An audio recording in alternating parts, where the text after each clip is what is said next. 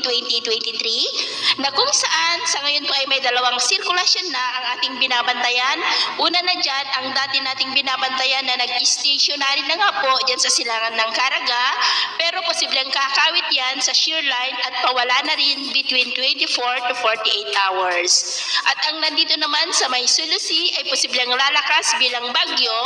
na banda po dyan sa may Palawan at palabas naman na sa ating area of responsibility patungo po sa Vietnam. At ito naman ay pinapakita ng forecast model na atin pong ginagamit hanggang po sa susunod na 2 linggo. At sa lagay ng ating panahon ngayong hapon ay patuloy pa rin po ang mga pag-uulan dulot ng shear line sa malaking bahagi ng Visayas at Southern Luzon, habang ang amihan ay patuloy na nagdudulot ng malamig na panahon na may mga pulupulong pag-ulan rin sa malaking bahagi ng Luzon, lalo na po dito sa norte. Kaya ngayong hapon mula Southern Luzon,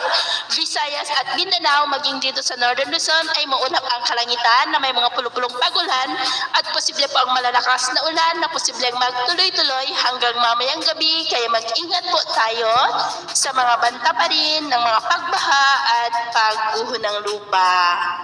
At sa atin naman pong mga baybayin, dahil po sa amihan, shear line at saka yung sama ng panahon ay maalon pa rin sa buong seaboard po ng kanluran ng Luzon, extreme northern Luzon seaboard, at dyan po sa silangang baybayin ng Luzon at Visayas na ang mga alon po ay posibleng aabot hanggang po sa 1.7 to 4 meters height. Kawasan po muna natin ang papalaot dyan po sa mga may kulay pula para po mas makaiwas sa mga sakunang